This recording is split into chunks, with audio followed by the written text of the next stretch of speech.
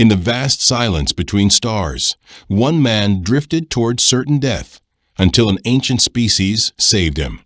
50 years later, they called for help, and humanity answered with fire, fury, and faith.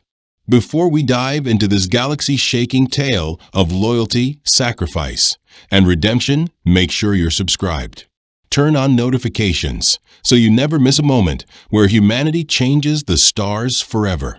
The void doesn't echo, but Cale Dray could feel his pulse pounding like war drums inside his helmet as he drifted, powerless, through the graveyard of shattered steel and vaporized dreams, once known as Volar Extraction Site 9. His distress beacon blinked crimson against the abyss, a futile whisper in the uncaring dark. No help was coming. The closest colony orbited 40 million kilometers away. His suit's life system ticked down. 5 hours, 53 minutes remaining. Cale had been tunneling inside the asteroid's dense interior when the cascade erupted. The substance they'd been harvesting, anomalous and poorly understood, had warped space at a quantum level, something no scan had predicted. Moments earlier, he'd been cutting into a resonance vein in Shaft 9. The next, the facility detonated in a chain of impossible explosions that ignored every known law of matter. By the time the klaxons wailed, those buried in the core were already doomed. Through his visor's dim HUD, Cale saw the final evac unit vanish into the starlit void. Those lucky enough to be working near the upper zones when the chaos began. He had raced toward the pods, but the station's internal frame had twisted in on itself, sealing off his path and locking him inside a section already peeling away into oblivion. Now he was just another drifting speck, tumbling through the frozen carnage, surrounded by fragments of alloy, shattered hulls, and glassy ores spinning in a slow-motion spiral of ruin. The core reactor had ruptured, unleashing a burst of artificial daylight, brief, brilliant, and blinding, before it died out, leaving behind only the silent cold.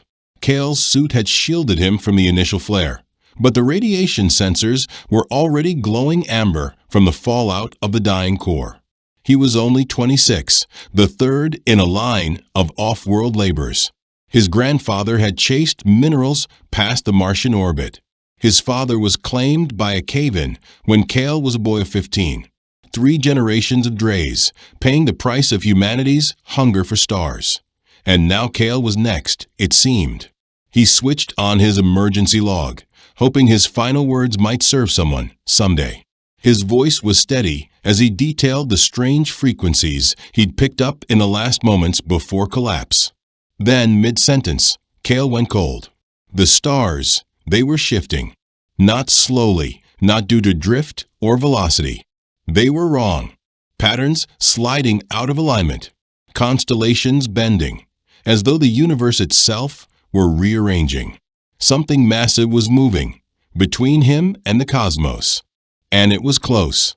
It wasn't the lazy spin of drifting debris or his own inertia. This movement was precise, intentional, like something impossibly vast was gliding into view just beyond his reach. Cale's sensor array flickered. His suit, running on passive scans to conserve energy, began registering readings it couldn't comprehend.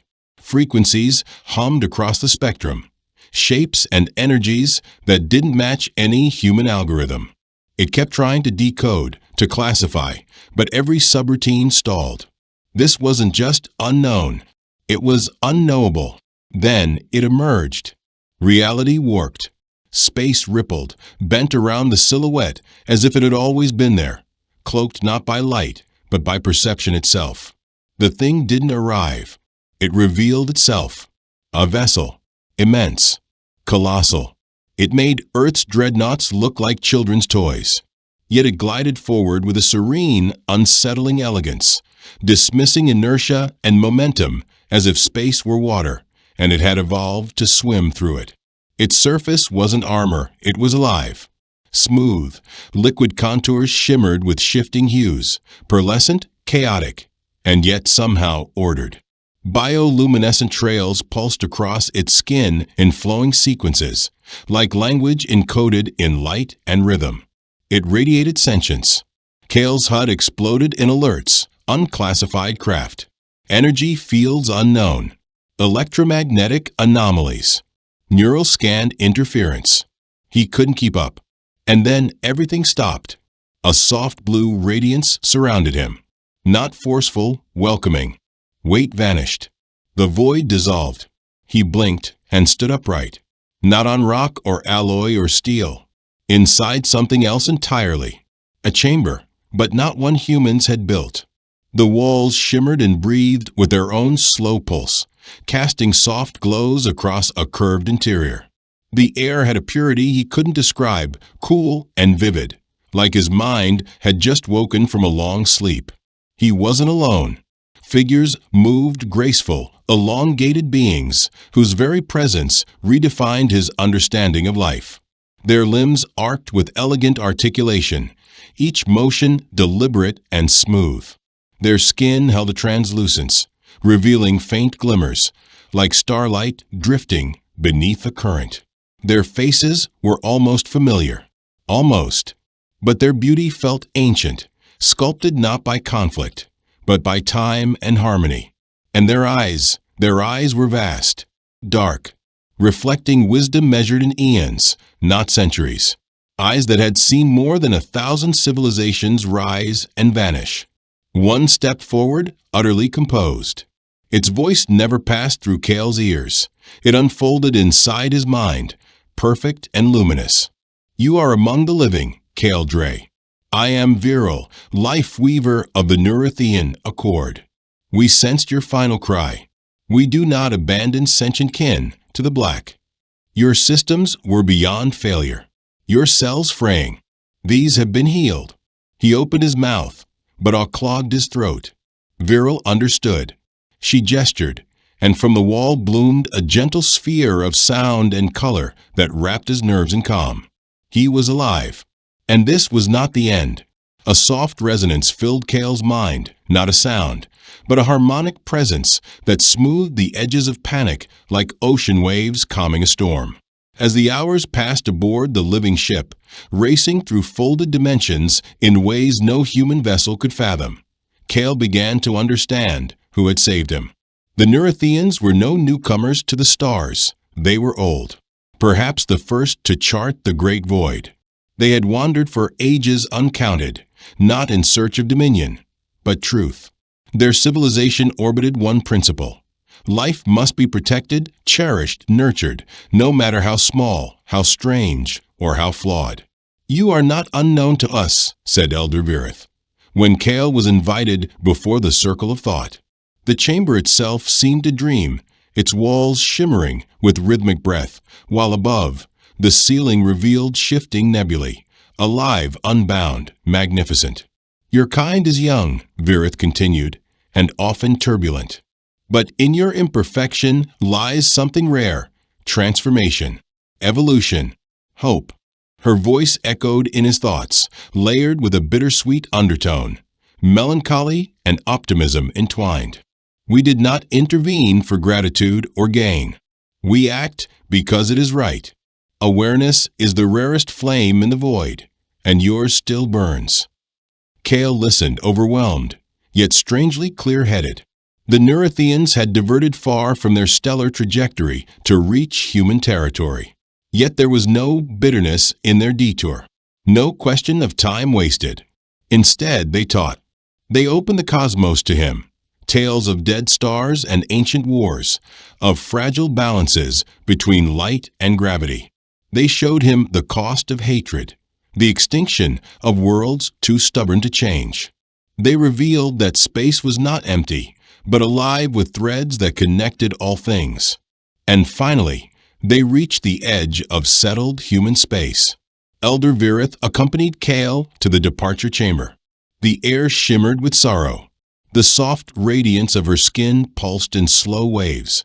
Kale had come to recognize this as mourning or love.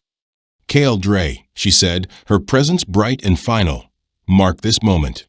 When your people were lost in silence, we answered, not for thanks, but because we could. We will not ask for favors. But the universe remembers balance. One day we may fall, and your kind may choose to rise. Kale stepped from the vessel, transformed. Back on Earth, the interrogations were relentless. The colonial authority and the nascent Directorate of Xenological Relations debriefed him for weeks. But Kale made sure nothing was forgotten. The Neurotheans had owed him nothing, and saved him anyway. He filed the event not as an anomaly, but as a covenant. 50 years passed, like frost on solar winds. Kale Dre, now 76, still remembered. So did the stars. Kale Dre sat in the chambers of the Terran Unity Assembly, silver-haired and weather-worn, a living relic of humanity's rise into the stars. The creases on his face spoke of hard-won triumphs and unbearable losses. Much had changed since the day he was lifted from the brink of death. Humanity now stretched across dozens of stellar regions, with orbital bastions the size of moons and thriving colonies in distant light. 17 alien civilizations had been contacted. Some had become partners in science and trade. A few remained cold but cooperative. Others openly hostile. Yet none of that had erased the image burned into Kale's soul, the endless dark, the flickering suit alarm, and the beings who pulled him from oblivion asking for nothing, offering only grace. And then the message came, interrupting what should have been a routine intel briefing. It crawled in across subspace emergency relays, corrupted and ancient-sounding, choked by distance and radiation. When the linguistics matrix finally decrypted the syntax, the room fell to silence. To the Terrans of Soul, this is first voiced Virith of the Neurothean Accord. 50 of your solar years have passed since we rescued one of your own from the abyss. We did not ask for return. It was a choice made for the sake of life. Now we are dying. The chamber's air turned heavier with every word. The Varkari Dominion has declared our extinction. Not subjugation, obliteration. They set fire to our skies and erase our history molecule by molecule. Our children perish in silence. If you still remember the name Kale Dre, if you remember what was given freely, then we ask, not demand, for your aid. There is no other voice we can call to. And then nothing. Just the hum of atmosphere recyclers and the weight of 1,000 unspoken thoughts. Around the assembly circle, Earth's leaders stared at one another, stunned. The Varkari Dominion was no mystery. They dominated nearly 100 systems through fear, fire, and annihilation. Their doctrine was simple. Any species deemed genetically stagnant was unworthy of existence. They left no prisoners, no ruins. Fleet Marshal Sarah Halden, Earth's supreme military strategist, broke the silence with a tone carved from ice. The data is clear. This is extermination. She glanced around the room. The Neurotheans are pacifists. They have no warships, no standing fleet. They cannot withstand the Varkari. Defense Prime Corvin leaned forward, his brow furrowed. No one doubts the debt we owe, Marshal. But we must weigh consequences. The Varkari Navy eclipses ours in every category. We'd be outnumbered 50-1. He hesitated. This isn't our war. To enter it might end our species, too. Kale Dre rose slowly, the metal tip of his walking staff tapping across the polished floor of the Soul Council Assembly Hall. His back bent with time, his voice weathered by decades, but within it burned the memory of dying cold and alone beyond the reach of rescue. 50 years ago, he said, it wasn't their battle either. The chamber fell silent. The Neurotheans were explorers, peacekeepers. They could have ignored my distress signal. No one would have faulted them. No reward, no reason. And yet they came. He paused, letting the weight of it land. They risked their path, their resources, their time, for a single human. Because to them, doing the right thing was never optional. His voice steadied, rising. And now they face extinction. And they're reaching out to us, not because we're powerful, but because we might understand what it's like to be the ones no one bets on. President Alina Saren, who had risen from diplomatic backchannels to lead the Terran sovereignty, scanned the room. Her eyes lingered on each delegate. "The real question isn't whether we can defeat the Varkari," she said, "but whether we can live with who we become if we don't try." A debt was written into the stars 50 years ago. Today, we decide whether humanity keeps its word. The decision came swiftly, unanimous. Within hours, every relay across Terran space lit with mobilization protocols. The greatest interstellar operation in human history had begun. From cloud cities over Titan to the thermal domes on Proxima b, the call echoed. We honor our oath, no matter the cost. Beneath the fortified surface of New Geneva, in the command citadel, tactical screens burst with motion.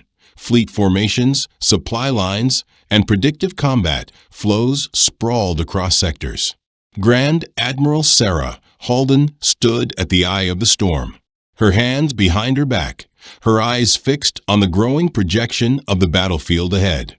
She'd led humanity through 3 hostile encounters. None of them resembled this. "Bring up the latest strategic intel," she ordered. Commander Elias Rain activated the hollow array. Glowing figures bloomed in the air like cold fire. Varkari Dominion forces confirmed. 1,200 primary warships, including 37 planetary siege vessels, 3,000 support craft, ground personnel nearing 50 billion. Halden nodded once. Terran strength. 42 heavy cruisers, 160 escorts, 2 million deployed across marine and naval arms. She processed the hopeless numbers without blinking. And the Neurotheans? 31 vessels, mostly retrofitted science craft repurposed for evacuation. They've never maintained a war fleet. Their systems were built for healing, not warfare. The simulation core had run over 10,000 projections. All ended the same: complete annihilation of Terran forces within the first week. On paper, Operation Valfire was a suicide mission, draped in noble defiance. But humanity had never been known for restraint. Its history was a long ledger of impossibilities turned into victories, stitched together by sheer defiance. Dr. Avarakeen stepped into the war room, her black uniform marked by the emblem of Earth's Advanced Warfare Directorate. In her gloved hands, she carried a pressure-sealed transport case, small, simple, and heavier than it looked. She crossed to the central table where the War Council stood in tense silence. "Command, the prototypes are ready," she announced, her voice calm but sharp. Project Thornvale exceeded all performance thresholds. Fleet Marshal Halden unsealed the case. Inside were metallic orbs, unassuming spheres, each no larger than a man's fist. Plain, featureless, too plain. "These look like something we'd churn out in a backroom refinery," noted Commander Rain, tactical lead and longtime skeptic. Keen's smile was subtle and a little feral. It reminded them all why humanity still held the title of unpredictable species among the stars. "That's the idea, Commander. The Varkari, like many advanced empires, haven't fought kinetic warfare in over 1,000 cycles. Their systems are calibrated for plasma streams, quantum filaments, and phase displacement weapons." She activated a projection. The hologram shimmered, revealing an internal schematic of the sphere's layered structure. Each Thornvale unit contains a microfusion core coupled with a gravitic acceleration chamber. Once armed, it creates a localized mass anomaly that slingshots the core to 15% of light speed. Halden raised an eyebrow. "At that velocity," Keen continued, "even a pebble hits like a planetary bomb. These hit harder. 1 Thornvale equals 50 megatons of raw kinetic devastation." Rain leaned closer. "And since their defensive nets scan for energy patterns, they won't detect these until it's already too late." Keen nodded. "To them, it's not even a threat until their hulls start tearing apart. We've also engineered macro-scale versions, codenamed Cradle Breakers. They'll shear a Varkari command cruiser in two." Halden stared at the spheres. They were brutal, simple, terrifying. This was humanity's genius, not elegance, but effectiveness. Where others built graceful star lances and shield harmonics, Terrans forged hammers and taught them how to fly. "How's production?" she asked. Keen stepped aside as logistics data filled the room. Planetary foundries and colony shipyards have shifted to full-capacity output. We'll have 50,000 Thornvales and 200 cradle breakers primed for the first wave. But weapons were only the beginning. The greater challenge lay in using them, without pattern, without mercy. Commander Rain had rewritten every known doctrine of space warfare. Every playbook discarded, every rule broken. "The Varkari," he said, eyes fixed on the hologram, "have only ever fought enemies who think like them." He pointed to the fleet deployment map. "They've never fought us.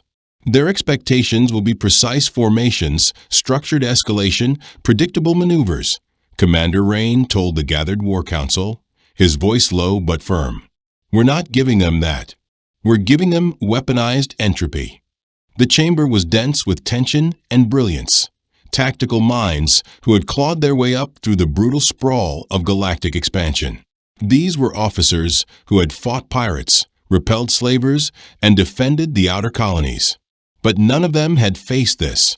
At the Lumaris Rally Zone, humanity's war machine took form.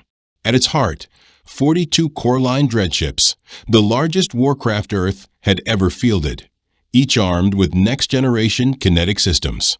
At the center sailed the TSV Rathborn, Fleet Marshal Halden's flagship, a kilometer of armored fury clad in adaptive plating and cloaked gravitic signature fields.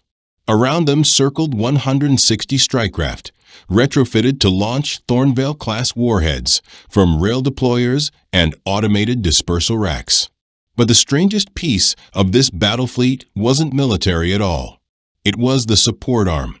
Miners, freight haulers, retired liners, rebuilt from the bones of civilian industry into floating arsenals. Their cargo holds were now launch bays, each one housing thousands of Thornvales and dozens of cradle breakers. From the outside, it looked like a convoy of merchants. To any observer, it was confusion incarnate. And that was the point. Cale Dre, aged, fragile, yet unyielding, had demanded to join. Medical counsel advised against it. Halden had refused. But his answer had cut through steel. "They risked everything to save one fool in a broken suit," he told her, standing on the panoramic deck of the Rathborn, Earth already a fading sapphire behind them. "I won't sit safely at home while they vanish. This began with me. Let me help end it." She relented, not as a soldier, but as what he truly was, a bridge between civilizations. The voyage to Neurothean space took 3 weeks through folded transit lanes. Inside the fleet, drills never ceased. Simulations, contingency stacks, shadow maneuvers. Crews operated on sleep rotations, training not for victory, but for survival. They all knew the odds. Still, morale soared. News of the mission had ignited something across Terran systems. A movement, a reckoning. People lined up at enlistment domes across the colonies, begging to serve. Not for glory, not for vengeance, to repay a kindness. As the fleet neared the threshold of lost Neurothean territory, deep space sensors began to register the horror firsthand. Dead stars, glassed planets, moons with no orbital traces. Civilization erased with industrial efficiency. The Neurotheans had built temples of knowledge and harmony. Now they were being vaporized into myth. "Fleet Marshal," came the voice of the comms officer, clipped and sharp, "we're receiving a signal." She turned. Source: the last surviving Neurothean convoy. Refugees. Their coordinates are transmitting now. Emotion rippled through the command bridge as the main display came alive. The face that emerged from the transmission was worn, pale, dim, and aged by unimaginable grief. It was Virith, first voice of the Neurothean Accord. Time had faded the once vibrant glow of her bioluminescent skin. Her deep obsidian eyes, once filled with serene wisdom, now carried the haunted emptiness of someone who had witnessed the slow unraveling of her entire species. Kale Dre, her voice echoed softly into the minds of the assembled officers, still bearing the gentle clarity Kale remembered so well. "You've aged, my friend. I feared I'd never see you again, especially like this." Kale stepped forward, the lines on his face trembling with tears he hadn't shed in decades. 50 years ago, I gave you my word, Virith, that humanity would remember. We do, and we're here."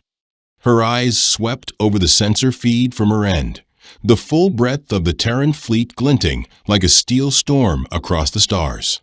"I see that now," she whispered, "though you may have come too late to preserve what we once were. Our cradle world fell 3 rotations ago. Lumay's library's gone.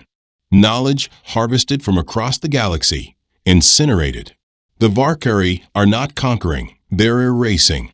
We are being hunted not by soldiers, but by executioners." Fleet Marshal Halden stepped into view, her tone a blend of gravity and command. First voice, "I am Marshal Sarah Halden of the Terran Vanguard. We won't let that happen. Can you transmit your last known enemy disposition?" Viritha's gaze tightened as she nodded. Moments later, a compressed tactical feed flooded Terran systems, so dense and dire that AI warning protocols activated immediately. Over 300 Varkari siegecraft, nearly 1,000 assault escorts. They had surrounded the remaining Neurathian civilian flotilla, trapped near the outer gas ring of a dying red dwarf star. The noose tightened as Varkari warships closed in, savoring their kill. "Our last survivors hide in the field of shattered moons orbiting the giant," Virith said. "We expect annihilation in 2 days' time. They're delaying the kill to enjoy it." Halden absorbed the data. No standard engagement would work. Every model predicted defeat. "Good." She turned to Commander Rain. "Activate contingency veil. We go now." Signals rippled through the fleet. They were about to break every rule. Elsewhere, aboard the Varkari Command Dreadnought, War Regent Skarnvel, commander of the Extermination Fleet, reviewed the new intel with amusement. "Terrans," he said, his forked tongue hissing the word like a joke. He leaned back, eyes glinting. "The feral apes from the garden world think they matter." A low, rasping laugh echoed through the Varkari bridge. "Let them come. Demonstrate the weight of imperial verdict. Let them witness the cost of defiance." What War Regent Skarnvel of the Varkari Dominion didn't yet understand was simple. Human civilization had thrived on the impossible. And now he was about to learn, painfully, why underestimating Earth's children was always a fatal mistake. Vel stood nearly 3 meters tall on digitigrade limbs, armored in battle-worn carapace, his scaled frame marked by a century of blood-soaked conquest. His face bore the ceremonial scars of 7 extinguished species. And aboard his flagship, the dread cruiser Dominion Eternal, he had turned entire worlds into sterile husks. This incoming Terran fleet? To him it was nothing. A delay. A statistical nuisance. "Run structural diagnostics on their fleet signatures," he ordered coldly, turning to his second. "I want to know precisely what crude inventions these animals believe will save them." The scans came quickly, but their results stopped even him mid-thought.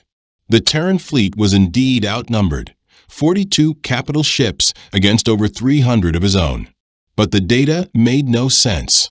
Their ships were scattered, asymmetrical, moving in fluid, almost chaotic trajectories. Not a single predictable wedge, flanking spread, or arrowhead advance. Worse, civilian hulls, mining barges, freighter-class haulers, converted passenger liners, all flying into a battle line. The Varkari tactical AI flagged them as illogical threats. Vel's subordinate turned, his scaled brow creased with uncertainty. "War Regent, many of their ships are not standard warcraft. civilian, some obsolete. No strategic pattern aligns with anything in our combat archives. Vel's yellow eyes narrowed. Then perhaps these ferals aren't as ignorant as we believed. What are those vessels carrying? The aide hesitated. Unclear. Hull masking is dense, far beyond their known tech tiers. Comms are silent. We can't breach their cores or detect weapons arrays. They're ghosts. Vel growled low in his throat. So they hide behind deception. Let them. Strip the shadows from their bones. Aboard the TSV Wrathborn, Fleet Marshal Halden watched the enemy align. 300 Dominion warships, perfectly arrayed in layers of precision and menace. Energy signatures surged across the grid, weapon systems lighting up like an electric storm. Shields at full capacity. Firing protocols synced in flawless Imperial cadence. A wall of annihilation. Exactly what they always did. And exactly what she needed. Marshal. Commander Rain called from his interface. Dominion fleet entering strike threshold. T-minus 27 minutes to primary engagement. Halden nodded, her voice an iron calm. Relay the signal to the Neurithian fleet. Tell Virith, prepare for divergence. Behind them, far from the main line, dozens of disguised Terran freighters began to unfold their cargo bays. Not supplies, not survivors, but weapons the galaxy had forgotten. Humanity had made a promise, and they would deliver it with mass, fire, and silence, begin full-stage evacuation procedures. Once the first volleys are exchanged, they need to be ready to run. Fleet Marshal Halden's voice cut through the Wrathborn's command deck. In the shadows beside her stood Cale Dre, upright despite the protests of every medic on board.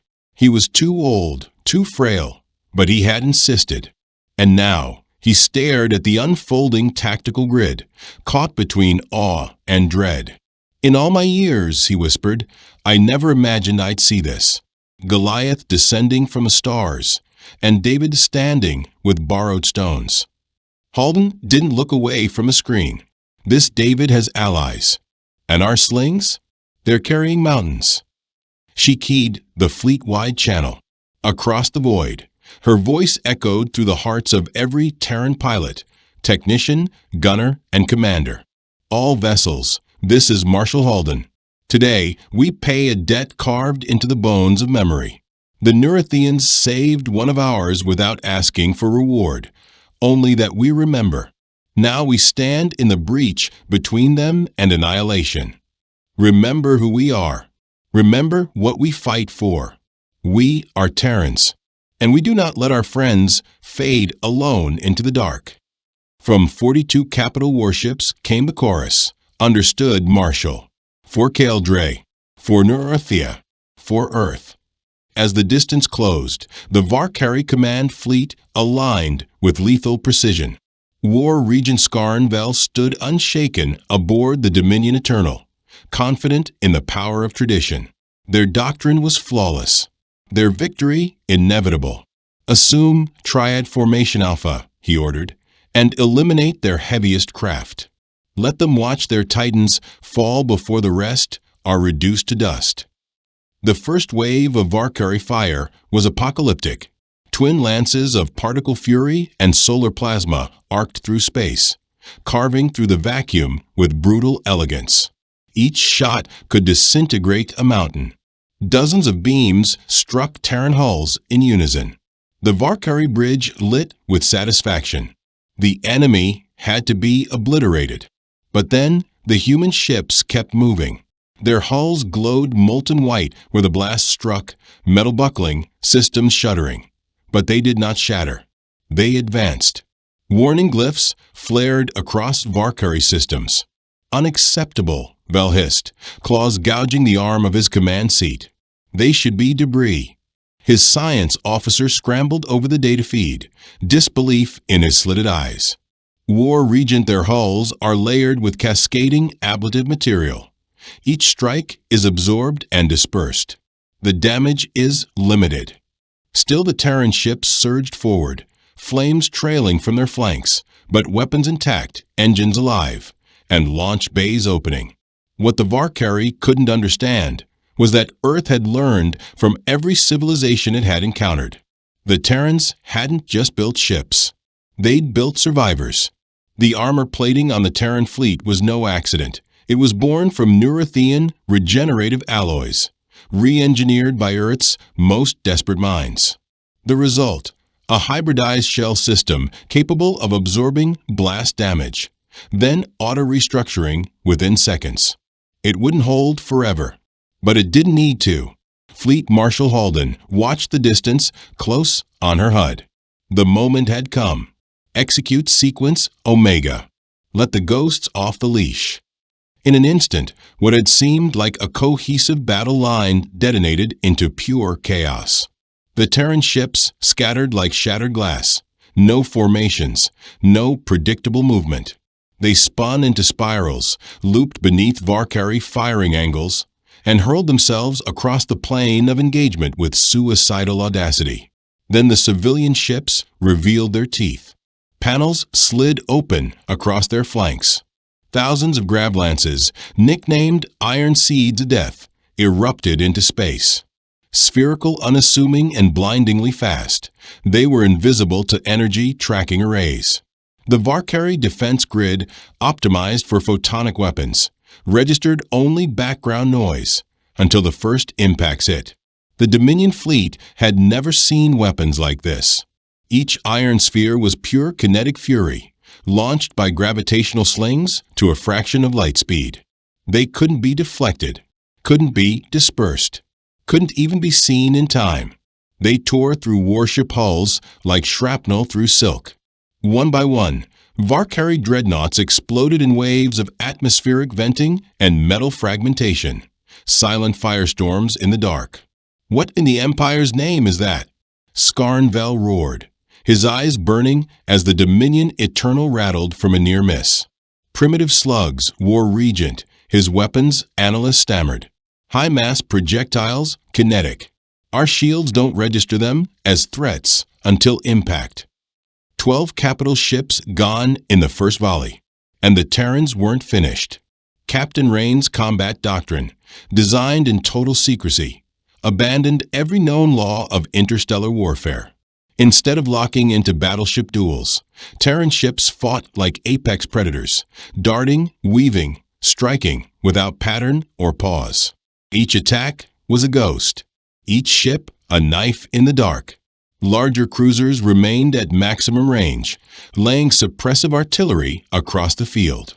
The nimble war cutters, meanwhile, wove between Dominion formations like a swarm of rabid hornets. "This isn't war," Vel snarled, his claws scraping at the edges of his command chair. "It's insanity." But the humans weren't insane. They were playing a different game. Dominion ships peeled away from formation to pursue the evasive Terran vessels, only to find themselves ambushed from three sides, their flanks collapsing under coordinated crossfire. "Hold the lines," Vel shouted across fleet comms, but his orders fell into disarray.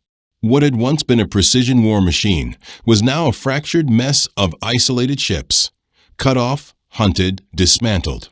In less than 10 minutes, the Terrans had turned calculated superiority into raw chaos, and the Dominion was bleeding. The battle shifted in a heartbeat. The TSV Wrathborn and her twin dreadnoughts unveiled the final hidden blade in humanity's arsenal, Vasquez's Titans, colloquially known as World Splitters. They were the terrifying elder cousins of the Iron Seeds, massive kinetic warheads engineered to shatter battleships with singular impacts. Fleet Marshal Halden had held them in reserve, waiting for one critical order. "Target the Dominion Eternal," she said, her voice quiet but merciless. Time to remove the head. 3 world splitters emerged from Wrathborn's ventral bays, gleaming spheres the size of drop shuttles. Their gravitic cores surged to life, bending space-time itself as they accelerated toward the Dominion flagship. On board the Eternal Dominion, Regent Vel stared at his tactical feed in disbelief. Three anomalies were approaching at impossible speed, leaving ripples in reality behind them. "Initiate emergency divergence," he roared. But the Eternal Dominion was a fortress, not a dancer. It moved with gravity, not grace. The first world splitter struck bow first, ripping away the entire forward command section in a silent eruption of fractured alloy and fire. The second tore into the ship's spine, splitting decks like paper, detonating reactor nodes in a domino of annihilation. The third was lost to the chaos, disintegrated in the cloud of expanding wreckage. But two had been more than enough. The Eternal Dominion cracked apart like a shattered moon, fire spilling from its broken shell. Regent Vel, his war staff, and 100 years of imperial doctrine vanished into the cold, uncaring dark. The psychological blow to the Varkari fleet was immediate and fatal. They had been told they were exterminating feral scavengers, not contending with ghosts of war and gods of physics. What was supposed to be a lesson in obedience had become a massacre. The remaining Varkari captains began pulling away, no longer warriors, but survivors. Their perfect diamond formation unraveled into panic. Terran ships, now emboldened, pressed forward like wolves, scenting blood. Every maneuver was sharp, precise, merciless. Captain Rain's doctrine was no longer theory. It was gospel. "Continue pressure on the flanks," Halden ordered, eyes tracking escape vectors. "Keep their fire focused on us." A priority ping blinked on the comms board. "Marshal, the Neurothean remnants are signaling." "Good. Tell them the corridor's open. Get them out." On the Rathborn's bridge, Cale Dre gripped the rail, his skin pale and his breath short as another Dominion cruiser detonated in the distance. "We're actually winning," he said, stunned. "I can't believe what I'm seeing." Halden didn't look away. "Believe it," she said. "They gambled on us being weak. Turns out we're the debt collectors. This is what happens when you mistake a species from a crucible world for something soft. We didn't rise from Earth's obsidian pits by accident. We clawed our way out of extinction, one sharpened bone, one firelit night at a time, facing beasts that would have ended empires before we had a word for shelter. So when a fleet of war gods underestimated us, they stepped into the oldest trap in our DNA. Never corner a Death Worlder with nothing to lose. The battle raged another 6 hours, but the outcome had already been sealed when the Eternal Dominion died.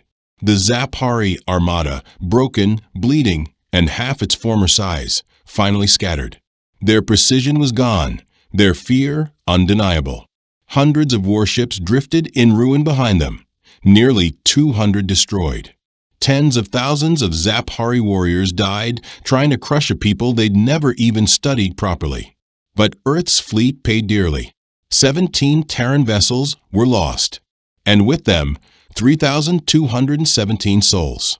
They fell not for conquest, not for territory, but for a promise, one made in silence, kept in blood. The mission had succeeded. The Neurothean refugee armada broke free of a trap, slipping past the dying firelight of a ruined system, carrying the last remnants of an ancient people to safety. Among their ships, the entirety of their surviving lore, culture, and memory. High Voice Velter's final transmission, sent as the last refugee ship jumped to folded space, was brief. But it echoed like a bell toll in the silence that followed. The balance is restored, Marcus Dre. But more than that, you have reminded the stars that some still choose the path of courage. We will remember, and others will, too. 6 months later, the chambers of the Earth Concord Assembly overflowed with voices. Military brass, foreign dignitaries, intelligence directors, civilian witnesses. Everyone waited to hear what came next. Admiral Halden, the architect of Operation Undertow, stepped forward. "The consequences of our action stretch far beyond the survival of a single race," she said, her voice steady, clipped by discipline but carried by purpose. 17 alien governments have already opened diplomatic channels. They're not looking for trade deals.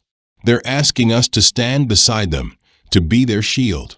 President Sarah Honora stood slowly, gravity weighing on her posture, but pride lighting her face. Admiral, the final toll? Halden didn't flinch. 3,217 human lives, Madam President. They died to keep a people from vanishing into dust. A slow creak echoed from the upper gallery. Marcus Dre, nearly 77, rose with a cane in hand and stars in his memory. His voice, though fragile, rang with unwavering truth. Half a century ago, I was left to die between the stars, and strangers saved me. He paused. Today their descendants live, because we kept our word. We remembered. He paused, sweeping his gaze across the chamber, a living mosaic of Earth's great houses, colonies, and clans. If they could speak, Marcus said quietly, they'd tell you it was worth it. A hush held the room like a held breath. The galaxy is watching how we answer when called, watching what becomes of a species born in fire and raised among storms. Some will come to us seeking shelter. Others will fear what we've proven we're willing to do. But all of them will know this one thing: humanity keeps its word. The silence cracked into thunder. Applause erupted. For 15 full minutes, it rolled through the Great Hall and across every screen and station from Luna to the Kuiper Edge, across Earth's arcologies and deep space habitats, through the orbital farms of Ganymede and the storm domes of Venus. The story raced like plasma down a conduit. Humanity had repaid its cosmic debt with blood, steel, and fire. And in doing so, we had redrawn the stars. The months that followed would be remembered not as a time of mourning, but of becoming. The Battle of the Neurithian Exodus was no longer just a rescue mission. It became the moment the galaxy stopped seeing us as latecomers and started seeing us as something else entirely. Not plunderers, not colonists, but guardians. Within the year, Earth received full recognition from the Galactic Assembly. Diplomatic embassies were granted on 17 major worlds. Trade, once a trickle, became a flood. Civilizations that once dismissed our signals as static now bent over backward to sign treaties with the Deathworlders who had broken an empire. As for the Zephyrian Dominion, the myth of their invincibility shattered. One by one, suppressed species rose in revolt, emboldened by our defiance. Systems that had known nothing but chains for centuries suddenly tasted rebellion. By year 5, the empire had imploded under the weight of its own cruelty. What remained splintered, some joining Earth's new alliance, others simply choosing freedom for the first time. Dr. Elena Vasquez, architect of the war's turning point, would go on to lead a new trans-species defense initiative, not to dominate, but to shield. She worked alongside the best minds of the Neurithian diaspora, blending human audacity with ancient wisdom to reshape galactic defense. Always for protection, never for conquest.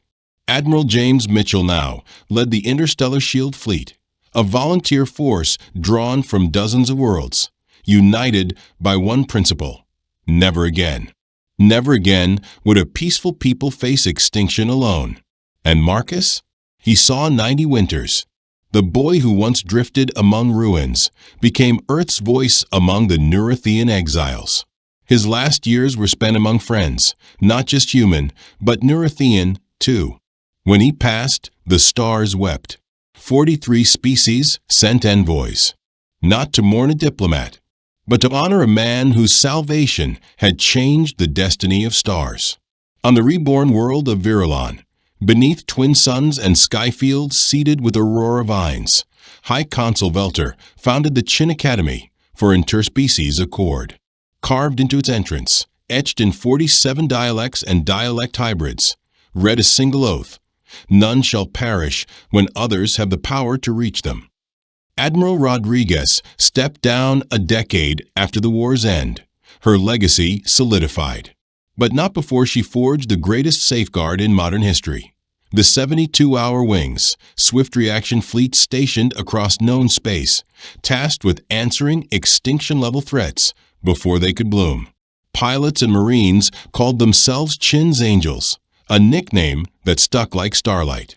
The Grav Corps Lances, once humanity's deadliest creation, were never deployed again. Their very existence, whispered through galactic intelligence circles, was enough.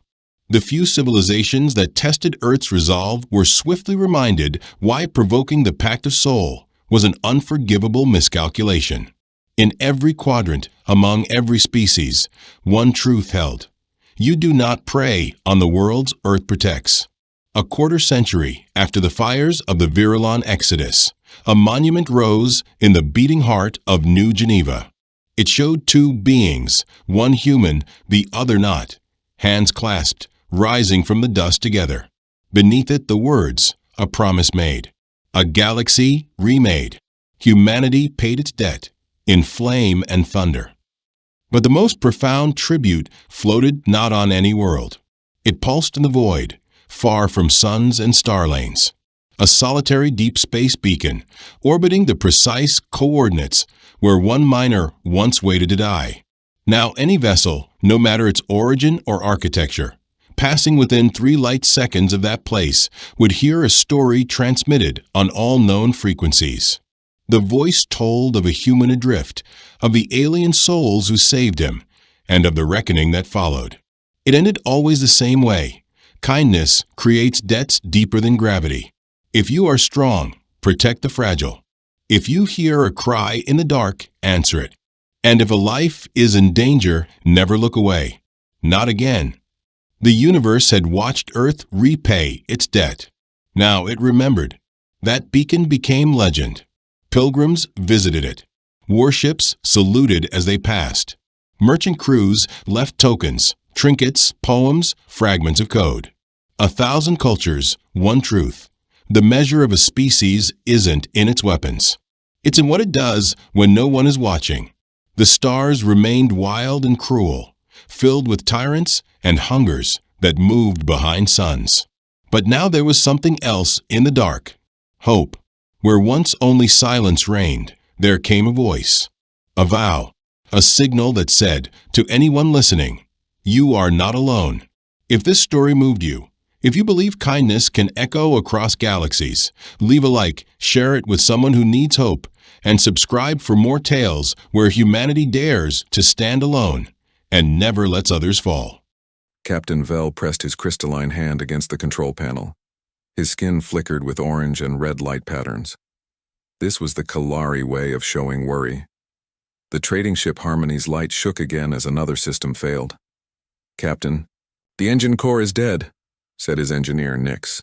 The young Kalari's usually bright blue skin had turned pale gray. "We cannot fix it. The damage is too much." Vell looked around the bridge. 12 crew members sat at their stations. All of them were scared.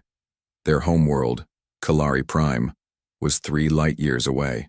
Too far to reach with the emergency thrusters. The ship had been carrying medicine and food to the outer colonies. It was supposed to be a safe run. Nothing dangerous ever happened on the trade routes. But space had other plans. "How long do we have?" Vell asked. Nix checked his readings. "Life support will last 6 days, maybe 7 if we reduce power to minimum." Vell's skin flashed bright yellow. This was the color of decision among his people. "Send out a distress signal. Use all frequencies. Someone must hear us." The communications officer, Kex, started working. At her station, her fingers moved fast over the crystal controls. "Signal is ready, Captain. Should I send it?" "Do it." The message went out into space. It traveled faster than light, reaching star systems across this part of the galaxy. The signal was simple but desperate. "This is Kalari trading vessel Harmony's light. Engine failure, life support failing. 12 crew members need immediate rescue. Our position is..." Hours passed. Then a full day. No one answered. Vell was not surprised. The Kalari were known across the galaxy as weak. They had no military. They made beautiful art and grew wonderful food, but they could not fight. Other species saw them as soft and helpless. Why risk a rescue mission for people who could not pay them back with weapons or soldiers? "Captain," Kex called out. "I'm getting responses to our signal." Vel's skin brightened. "Someone will help us?" Kex looked at her screen. Her expression fell. "The hegemony of Drax says our cargo is not worth the fuel cost. The Vorth Empire. They say we should have stayed on our home world where we belong." More responses came in. Each one was a rejection. Some were polite, others were cruel. The galaxy had no room for the weak. On the second day, Kex reported something strange. "Captain, I'm getting a signal from a system that's not in our charts." "What do you mean?" "The signal is coming from the Sol system, grid reference 8472251. But our charts show nothing there." Vel frowned. Empty systems were marked on all galactic charts. If something was not listed, it meant the area was dangerous or forbidden. "What does the signal say?" Kex worked at her controls. "It's strange. They're asking for more information about our situation. They want to know how many crew members we have and what kind of help we need." This was unusual. Most species asked about cargo first, or payment for rescue services. These beings were asking about the crew. "Send them our full status report," Vel ordered. The reply came back within an hour. Kex stared at her screen in confusion. "Captain, they say they're coming to help us. No questions about payment, no demands for cargo. They just said they're on their way." "What species are they?" "They call themselves humans, from a planet called Earth." Vel had never heard of humans or Earth. Neither had anyone else on the crew. The name was not in any database they carried. On the third day, the situation got worse. The air recyclers started failing. The crew moved to the main cargo bay where the air was still good. They used emergency oxygen tanks to keep breathing. Vel tried to keep everyone calm. But he could see the fear in their faces. The beautiful light patterns that normally danced across Kalari's skin were getting dimmer. This happened when his people were close to death. "Captain," Nix said quietly, "even if someone comes, they might not get here in time. Our air will run out in 3 days." Vel nodded. He had done the calculations himself, but he did not share his fears with the crew. A captain had to be strong even when hope was gone. On the fourth day, Kex picked up a new signal. "Captain, there's a ship approaching. It's big." Vel hurried to the bridge. Through the main viewer, he could see a dark shape moving toward them. The ship was unlike anything he had ever seen. Most galactic vessels were smooth and elegant. This one looked rough and heavy. It was covered in thick plates of metal. Strange weapons stuck out from its hull like the spines of a dangerous animal. "They're hailing us," Kex reported. "Put them through." The screen flickered to life. Vel gasped. The being looking back at him was frightening. It had no crystalline skin. Instead, it was covered in some kind of smooth flesh. Its eyes were small and dark. Its mouth showed white teeth that looked sharp and dangerous. But when the creature spoke, its voice was gentle. "This is Captain Reed of the Earthship Indomitable. We received your distress call. Are you all right?" Vel struggled to find words. This human looked like a predator, but it had traveled across space to help them. We are dying," Vel managed to say. "Life support failing. Please, can you help us?" The human's face changed. Its features became hard and determined. "We're going to get you out of there, all of you. Just hold on." Within an hour, the human ship was next to the Harmony's light. Vel watched in amazement as a metal tube extended from the human vessel to connect with his ship. The docking was perfect, even though the two ships were completely different in design. Humans in strange suits came aboard. They moved quickly but carefully. One of them, a female with short dark hair, seemed to be a medical officer. "I'm Dr. Park," she said through a translator device. "We're going to take care of you." The humans worked with incredible efficiency. They brought breathing equipment and medical supplies. They checked each crew member carefully. Dr. Park was gentle with the fragile Kalari, but Vel could see the strength in her movements. "Your people are tough," Captain Reed told Vel as they watched the rescue operation. Surviving 4 days with Failing life support takes courage. Vel was confused. We are not tough. Everyone knows the Kalari are weak. Captain Reed looked at him with those strange dark eyes. You're tougher than you think. Trust me on that. As the last crew member was brought aboard the human ship, Vel felt something he had not experienced in days. Hope. These strange beings from an unknown world had risked their lives to save people they had never met. The Indomitable began moving away from the dead Kalari ship. Vel watched his vessel disappear into the darkness of space. It had been his home for 10 years. Now it was just another piece of space junk. But 12 Kalari were alive. That was what mattered. Captain Reed found Vel in the guest quarters where the Kalari crew was resting. We're setting course for your home system, the human said. It'll take us about a week to get there. Thank you, Vel said. His skin glowed with warm golden light. This was how his people showed deep gratitude. But I must ask, why did you help us? What do you want in return? Captain Reed looked surprised by the question. We don't want anything. You needed help. We could provide it. That's enough. Vel stared at this strange predator creature who spoke of helping others without reward. Perhaps the galaxy was not as cold and cruel as he had always believed. Perhaps there were still good beings among the stars. He just did not know yet how much the galaxy was about to change. The medical bay of the Indomitable was not designed for Kalari. Dr. Park had to improvise everything. The examination tables were too high. The lights were too bright. The air was too thick with oxygen. Their bones are hollow, she told Captain Reed as she worked. Like bird bones back on Earth, and their skin, it's so thin I can see their blood vessels through it. Captain Reed watched the Kalari crew through the medical bay window. They huddled together, their skin flickering with nervous light patterns. They look scared. Can you blame them? We probably look like monsters to them. Dr. Park was right. To the Kalari, humans were terrifying. They were thick and solid where Kalari were delicate. Their skin was dark and opaque. Their movements were strong and fast. When they spoke, their voices were deep and loud. But the humans were trying to be gentle. Engineer Torres had lowered the lights in the guest quarters. The ship's cook, Williams, was trying to figure out what Kalari could eat. Even the security chief, a big man named Stone, spoke in whispers around the aliens. Captain Vel spent most of his time on the bridge with Captain Reed. The human showed him star charts and explained how the Indomitable worked. Vel was amazed by the ship's design. Everything is so strong, Vel said, touching a metal wall. Our ships are grown from crystal. They are beautiful but fragile.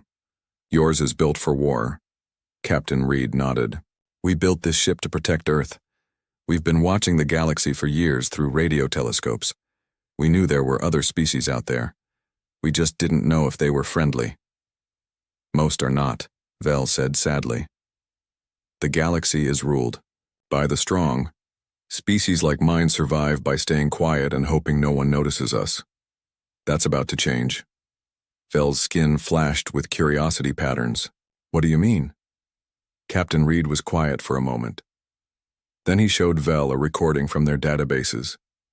It was footage of a Vorth attack on a peaceful colony world. Buildings burned, people ran screaming, ships fled into space. We picked up this transmission last year, Reed said.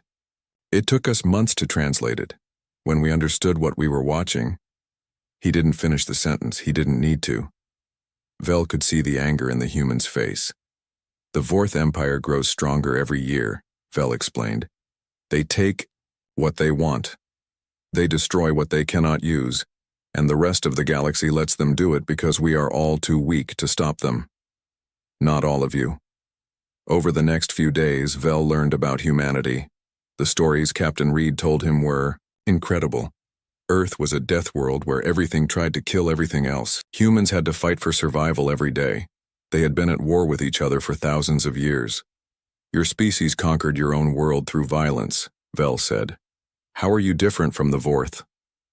Captain Reed thought about this. We fight when we have to, but we also help when we can. When we heard your distress call, No one on Earth questioned the decision to come save you. It was automatic. Dr. Park joined them on the bridge. "I've finished my medical scans of the Kalari crew. They're all healthy, just scared and tired. But Captain, there's something you need to know." She showed them her readings on a tablet. "Their physiology is completely different from ours. They're adapted for a low-gravity, low-radiation environment. Their homeworld must be very peaceful."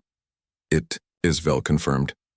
"Kalari Prime has no dangerous animals, no extreme weather, no wars. We have lived in peace for 1,000 years." "That explains why they're so fragile," Dr. Park said. "But it also explains why they're so good." "Captain," Reed raised an eyebrow. "Good?" "I've been talking to them. They have no concept of deliberate cruelty. When I explained Earth's history to one of them, he couldn't understand it. The idea of hurting someone for pleasure or power was completely foreign to him." Vel's skin glowed with sad blue light. "This is why we cannot fight the Vorth. We do not understand their minds. They enjoy causing pain. We cannot even imagine such a thing." The conversation was interrupted by Communications Officer Hayes. "Captain, we're receiving a priority transmission from Earth." The main screen lit up with the image of President Kane. The leader of Earth looked tired and worried. "Captain Reed, what's your status?" "We have successfully rescued 12 Kalari crew members. We're currently en route to their home system." President Kane nodded. "Good work, but we have a problem.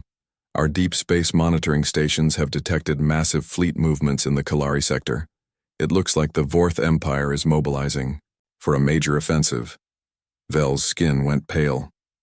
"They're coming to finish us. We knew this day would come." President Kane continued. "Captain, I'm upgrading your mission. You are now representing Earth in formal first contact with galactic civilization. Your orders are to assess the situation and report back." "But Captain..." "Yes, sir? If you encounter the Vorth Empire directly, you have full authority to act as you see fit to protect innocent lives." The transmission ended. The bridge was quiet for a moment. "What does that mean?" Vel asked. Captain Reed's face was grim. "It means if the Vorth attack while we're there, we fight. But you have only one ship. The Vorth will bring hundreds. Then, we'll make that one ship count." The journey to Kalari space took 6 days. During that time, Vel taught the humans about galactic civilization. He showed them star charts marking the territories of different species. He explained the complex politics that kept the galaxy in a state of tense peace. "The Galactic Council exists," Vel said, "but it has no real power. The strong species do what they want. The weak species submit or die." "What about trade?" asked Torres, the engineer. "Surely everyone benefits from commerce." "Trade exists, but it's controlled by the powerful. The Vorth Empire takes what it wants and pays nothing. The hegemony of Drax charges protection fees. The smaller species like mine get the scraps." Dr. Park was fascinated by the different alien species Vel described. "Are there others like humanity? Species that evolved on dangerous worlds?" Vel thought about this. "There are stories, legends of death worlds that produced strange creatures. But most scientists say such things are impossible. Life cannot evolve intelligence on worlds that are too hostile." "Yet here we are," Captain Reed said. "Yes, here you are." On the 6th day, they reached the edge of Kalari space. The ship's sensors immediately detected something wrong. "Captain," Hayes reported, "I'm reading massive energy signatures ahead. Multiple fleets engaged in combat." The main screen showed the Kalari home system. Dozens of ships were fighting around the planet. Most were Vorth vessels, dark and predatory. The few Kalari ships were clearly losing. "They're destroying everything," Vel whispered.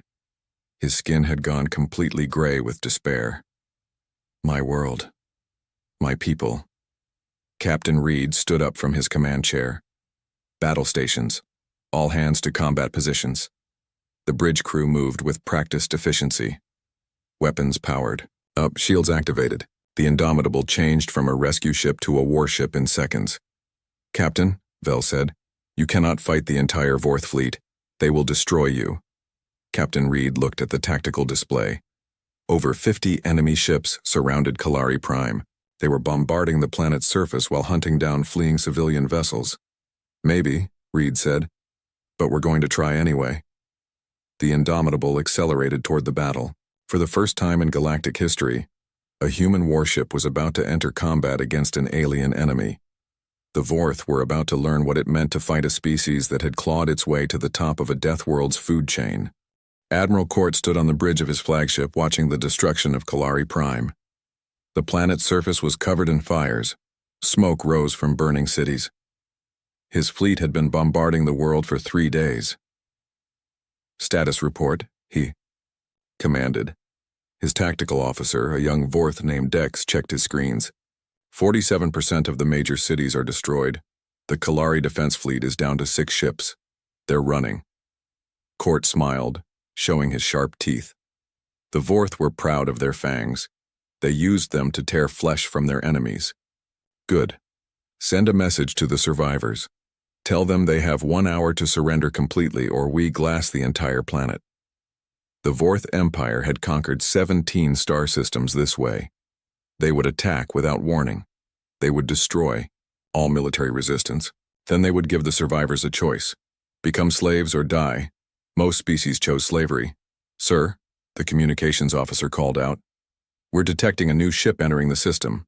Unknown configuration." Court turned to look at the main screen. A strange vessel was approaching at high speed. It was smaller than a Vorth battleship but larger than a cruiser. Its design was ugly and crude. Thick armor plating covered every surface. Weapons bristled from its hull. "What species?" Court asked. "Unknown, sir. The ship's not in any database." Court was annoyed. He did not like surprises during a conquest. "Open a channel to the unknown vessel." The screen flickered. A creature appeared that made Court step back in shock. It had no scales, no fangs, no claws. Its skin was smooth and pale. Its eyes were small and dark. It looked weak and soft. But there was something in those eyes that made Court uncomfortable. "This is Captain Reed of the Terran vessel Indomitable," the creature said. "You will cease your attack on these civilians immediately." Court laughed. His crew joined in. The idea of this pathetic-looking being giving orders to the Vorth Empire was ridiculous. "I am Admiral Court of the Vorth Empire," he replied. "You are interfering with an official conquest.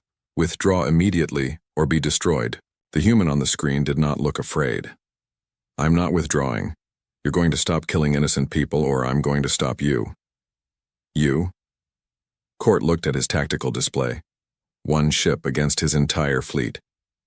"You have 1 vessel. I have 53.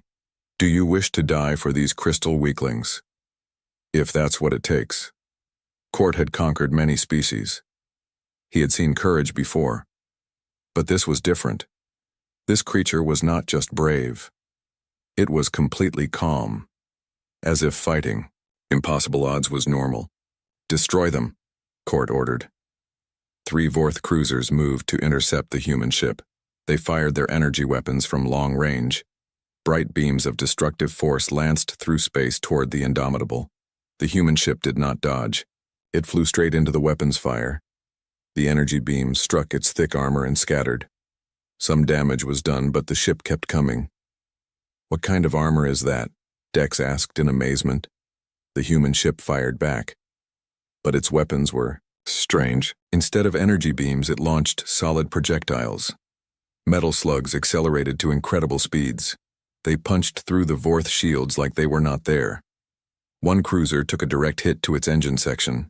The metal slug went completely through the ship and out the other side. The cruiser exploded. "Impossible," Court whispered. The Indomitable kept charging. It was taking damage from multiple ships now, but it refused to slow down. More kinetic rounds flew from its weapons. Another Vorth ship died. Then the human ship did something no one expected. It rammed the 3rd cruiser.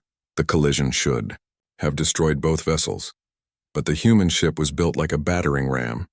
Its thick armor and heavy construction allowed it to survive impacts that would shatter any other vessel. The Vorth cruiser crumpled like paper. The Indomitable pulled away from the wreckage and kept fighting. All ships attack formation Delta, Court ordered. Surround them. Concentrate fire. The Vorth fleet moved to encircle the human ship. 50 vessels against one. Energy weapons fired from all directions. The space around the Indomitable lit up with deadly beams. But the human ship was not fighting. Like any opponent Court had ever faced, it did not try to stay at long range. It did not attempt elegant maneuvers. Instead, it charged straight at the closest enemy, absorbing tremendous damage. The humans seemed to care nothing for their own safety. They flew into the heart of the Vorth formation, their weapons blazing. Every shot was aimed to kill. Every maneuver was designed to get closer to their enemies. They fight like wild animals, Dex said in horror. The Indomitable launched something new. Missiles streaked toward the Vorth ships. But when they exploded, they did not create simple fireballs. Instead, they released clouds of metal fragments that spread in all directions. 3 Vorth destroyers were caught in the blast. The metal fragments tore through their hulls like bullets through cloth. All 3 ships went dark. Court was beginning to understand that he had made a terrible mistake. This was not just another weak species. These humans were something else entirely. Sir, his weapons officer reported, they're targeting our engine specifically. They're trying to disable us, not just destroy us. Why would they do that? The answer came over the communications channel. Captain Reed's voice was calm and steady. Surrender now and your crews will be spared. Continue fighting and we'll destroy every ship in your fleet. Court stared at the screen. 1 ship against 50 and the human was offering terms to him. You're damaged, Court replied. Your shields are failing. 1 more concentrated attack and you're dead. Maybe, but I'll take at least 10 more of your ships with me. Want to find out which ones? On the tactical display, Court could see the human ship's status. It was badly damaged. Atmosphere was leaking from multiple hull breaches. One of its main weapons was offline, but it was still fighting, still moving, still killing his ships. More importantly, it was moving toward his flagship. Sir, Dex said quietly, they're on a collision course with us. Court looked at the approaching human ship. Its bow was pointed directly at his bridge. The human was going to ram his flagship. Evasive maneuvers, he ordered. But the Vorth flagship was too big to dodge quickly. The Indomitable was too fast to avoid. The 2 ships rushed toward each other at tremendous speed. At the last second, the human ship fired every weapon it had. Kinetic rounds, missiles, and energy beams all struck the Vorth flagship at point-blank range. The massive ship shuddered as explosions tore through its hull. Then the Indomitable struck. The collision threw everyone on the Vorth bridge to the floor. Emergency lights flickered on as main power failed. Smoke filled the air. Warning alarms screamed. But the human ship had not destroyed itself in the collision. Somehow, impossibly, it was still intact. It pulled away from the crippled flagship and began attacking other ships. How are they still alive? Court demanded. Sir, the damage control officer reported. Our main engines are gone. Weapons are offline. We're dead in space. Court looked around his bridge. Half his crew was injured. Sparks flew from damaged consoles. His mighty flagship was helpless. On the main screen, he could see the human ship continuing its rampage through his fleet. Ship after ship fell to its weapons. The survivors were beginning to flee. Sir, communications called out. The remaining ships are requesting permission to withdraw. Court wanted to order them to keep fighting, but he could see the truth on his tactical display. The human ship was winning. 1 vessel against the entire might of the Vorth Empire, and it was winning. All ships, he said quietly, withdraw from the system. The surviving Vorth vessels turned and fled into hyperspace. In less than 4 hours, the entire conquest fleet had been destroyed or driven away by a single enemy ship. Captain Reed's voice came over the communications channel one last time. Admiral Court, your ship is disabled, but your crew is alive. I suggest you use this time to think about whether conquest is really worth the cost. The transmission ended. Court stared at the screen in shock. He had been defeated by creatures he had never heard of. Beings that looked weak but fought like demons. As he watched, Kalari rescue ships began moving to help the survivors on their burning world. The crystal beings worked together to save their people and rebuild their cities. But Court knew the real story was not about the Kalari. It was about the humans. A species that had come from nowhere to challenge the strongest empire in the galaxy, and won. The news traveled fast across the galaxy. Faster than light communications carried the impossible story to every star system. The Vorth Empire, conquerors of 17 worlds, had been defeated by a single ship from an unknown species. On the core world of Drax's hegemon, Rax read the battle reports with growing alarm. The hegemony of Drax controlled the galaxy's largest trade routes through fear and military might. They had never lost a major battle. Is this information confirmed? Rax asked his intelligence chief. Yes, hegemon. We have recordings from 3 different sources. 1 human vessel destroyed or disabled 42 Vorth ships. The survivors fled the system. Rax studied the tactical analysis on his screen. The human fighting style made no sense. They charged straight into enemy fire. They used kinetic weapons when everyone else had moved to energy beams. They rammed enemy ships with their own vessels. Primitive tactics, Rax muttered. But effective. His military advisor, General Thane, disagreed. Sir, these are not primitive tactics. They're calculated strategies designed for maximum destruction. Look at their target selection. They went after engines first, weapons second. They wanted to disable the fleet, not just destroy it. Why would they spare enemy ships? Unknown, sir, but it shows tactical thinking beyond simple violence. Across the galaxy, similar conversations were happening. The Crystalline Consortium called an emergency meeting. The Peaceful Alliance sent urgent messages to all member worlds. The Merchants Guild suspended all trade operations near human space. Everyone wanted to know the same thing. Who were these humans and what did they want? On the research station orbiting Academia Prime, Dr. Yellen worked frantically to understand the new species. She was the galaxy's leading expert on evolutionary biology. Governments across known space were demanding answers. The analysis makes no sense, she told her assistant, Vale. According to the data we have, humans evolved on what they call a Class 12 death world. Vale looked up from his calculations. Class 12? That's impossible. Nothing intelligent can evolve past Class 8 hostility levels. Dr. Yellen showed him the atmospheric readings from the human homeworld. Look at this. 21% oxygen. That's enough to make the air itself explosive. Gravity is 1.8 times galactic standard. The temperature variations would kill most species. What about the ecosystem? Worse, the planet is covered with apex predators, creatures that hunt other creatures for food.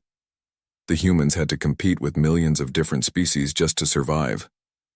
Vale was horrified. How did they achieve civilization?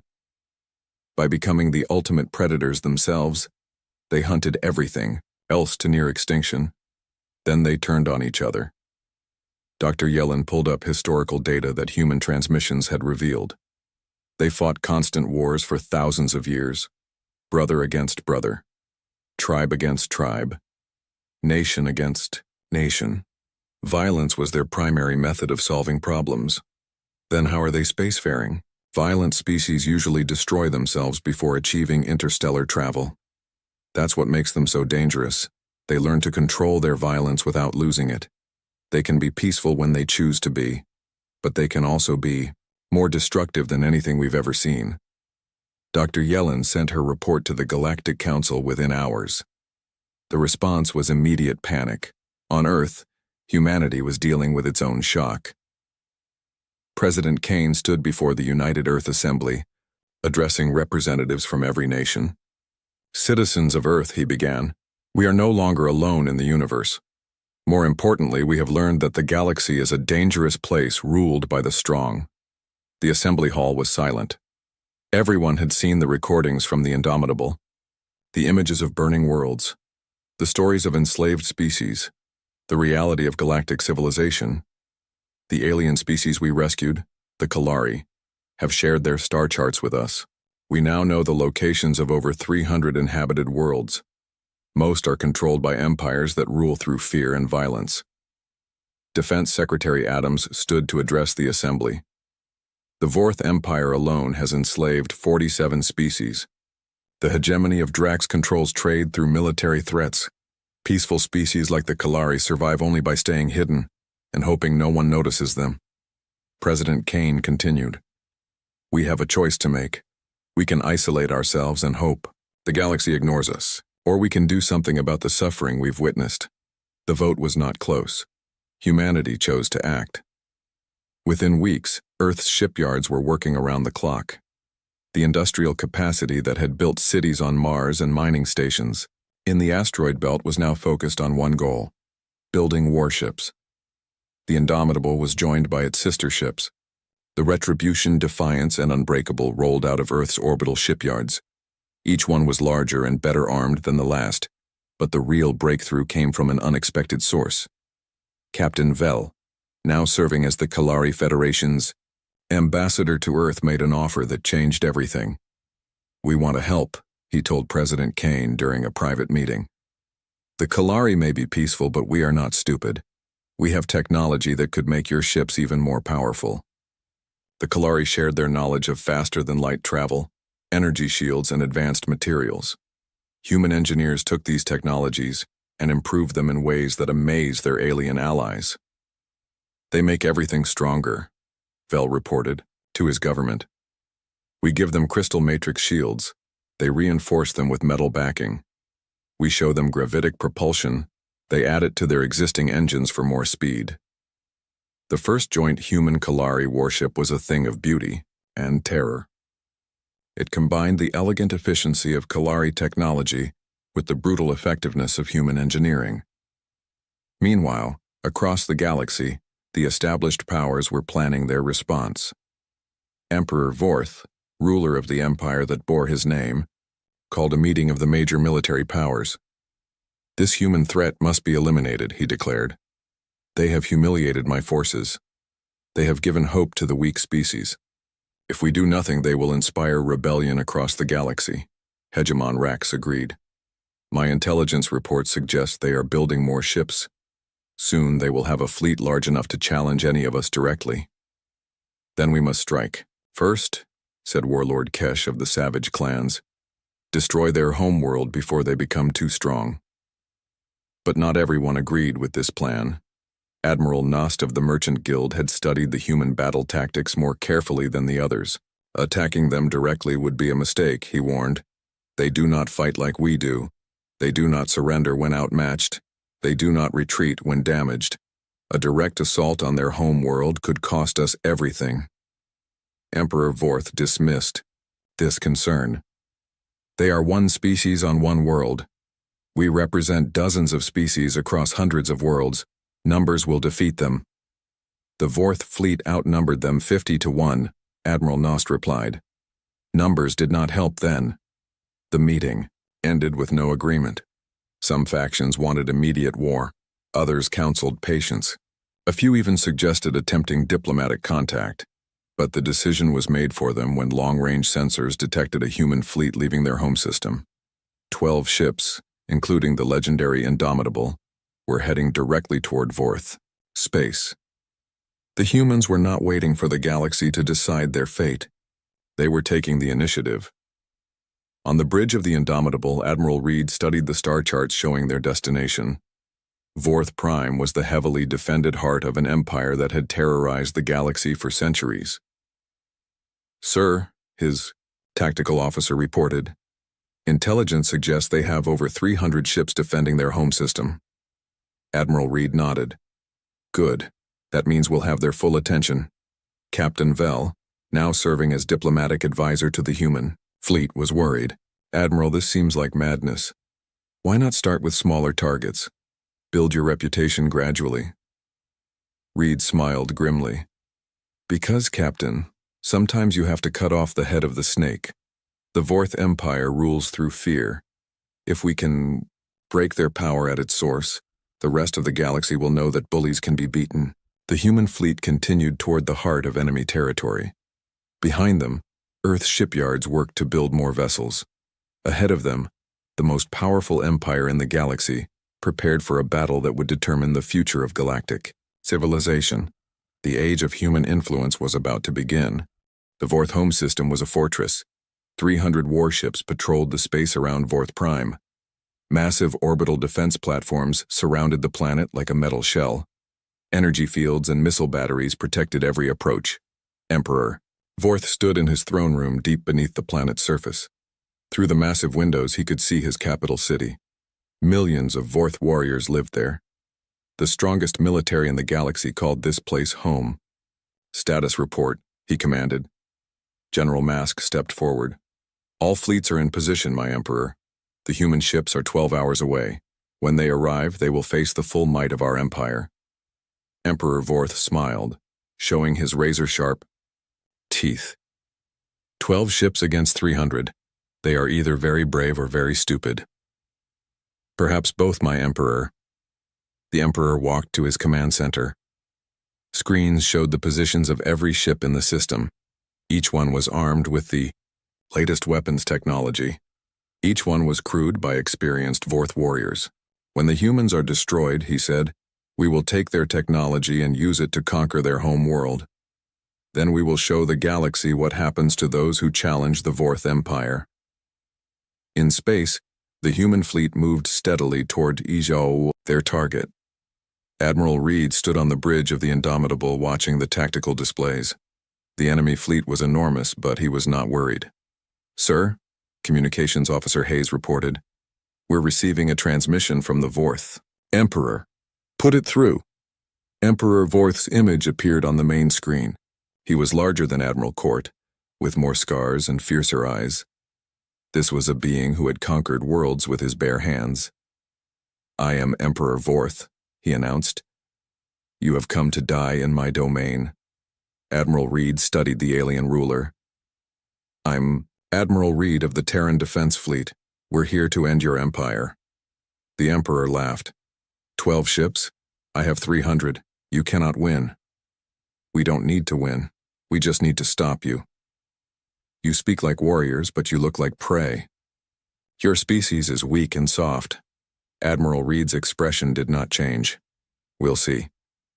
The transmission ended. Around the bridge, the human crew prepared for battle. They had trained for this moment. They knew the odds. They also knew what they were fighting for. Captain Vell watched from the diplomatic section. The Kalari ambassador still could not believe what was happening. 12 ships against the entire Vorth Empire. It seemed impossible. Admiral, he said quietly, it's not too late to withdraw. You've already proven your point. The galaxy knows. Humans are strong. Admiral Reed shook his head. The galaxy knows we can fight, but they don't know if we can win against impossible odds. Today we show them. The human fleet entered the outer edge of the Vorth system. Immediately, enemy sensors locked onto them. Warning signals filled the space around Vorth Prime. Enemy fleet approaching, the Vorth tactical officer announced. 12 vessels, unknown class. Emperor Vorth took his position in the command center. All ships, attack formation. Destroy them before they get close to the planet. The Vorth fleet moved like a tide of metal and death. Hundreds of ships surrounded the small human force. Energy weapons charged, missile tubes loaded. But the humans did not wait for the attack to come to them. All ships, execute Battle Plan Omega, Admiral Reed commanded. The human fleet split into 4 groups. Each group had 3 ships. They spread out across the system, forcing the Vorth to divide their forces. They're trying to confuse us, General Mask observed. But we still outnumber each group 25-1. The first engagement began near the system's asteroid belt. 3 human ships faced 75 Vorth vessels. The aliens expected an easy victory. They were wrong. The humans used the asteroids as weapons. Their ships pushed massive rocks toward the enemy fleet. When the asteroid struck Vorth vessels, they did not just cause damage. They created clouds of deadly debris that tore through multiple ships. They're turning the system against us, a Vorth captain reported in panic. The second group of human ships attacked the orbital defense platforms. Instead of fighting them directly, they flew past at high speed, dropping mines in their wake.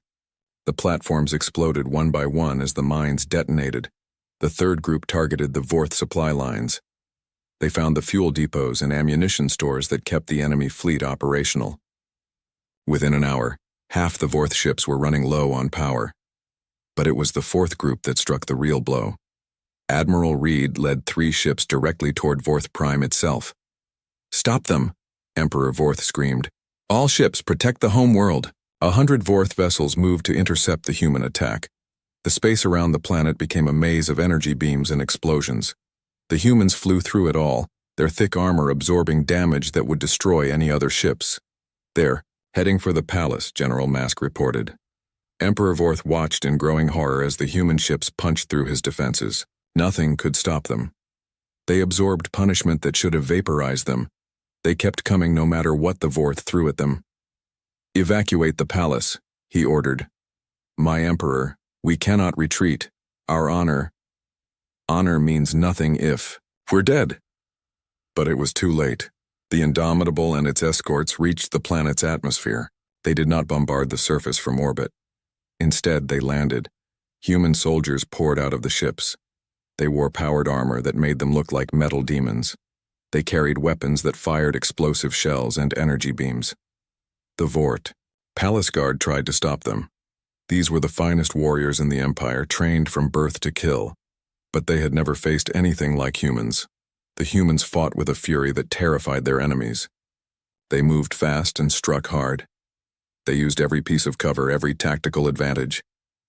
When their weapons ran out of ammunition, they fought with knives and bare hands. But the most shocking thing was their strategy. They were not trying to conquer the planet. They were trying to capture the Emperor alive. Emperor Vorth found himself trapped in his own throne room. Human soldiers surrounded him. Their leader, a woman with steel-gray eyes, pointed a weapon at his chest.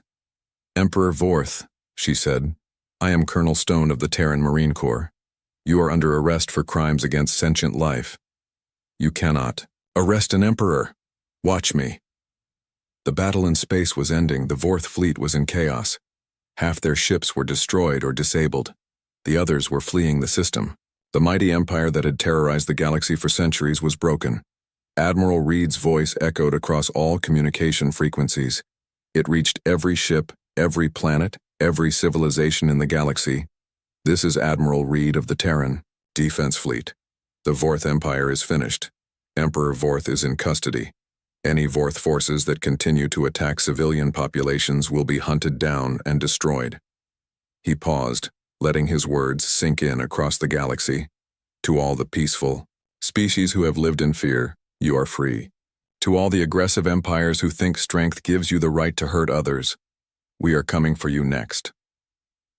On distant worlds, enslaved populations heard these words and began to hope. Cruel dictators heard them and began to fear. The galaxy was changing. Captain Vell stood beside Admiral Reed on the bridge of the Indomitable. Around them, the Vorth homeworld burned. But it was not the fire of destruction. It was the fire of revolution as oppressed peoples rose against their masters. "What happens now?" Vell asked. Admiral Reed looked out at the stars. Somewhere out there, other species were suffering under the rule of tyrants. Other innocent people needed help. "Now we keep our promise," he said. "We protect those who cannot protect themselves. We hunt down the bullies and make them answer for their crimes." The galaxy is vast. There are many empires like the Vorth. Then we'll deal with them one at a time. The human fleet regrouped around Vorth Prime. They had lost 2 ships in the battle, but they had won something more important than victory. They had won the right to reshape galactic civilization. As news of the Emperor's capture spread, Vorth forces across the galaxy began surrendering. Without their leader, without their home base, the Empire collapsed like a house of cards. Other, aggressive species watched and learned. The humans were not just strong. They were organized, determined, and utterly ruthless when it came to protecting the innocent. The age of galactic bullies was ending. The age of human protection was just beginning.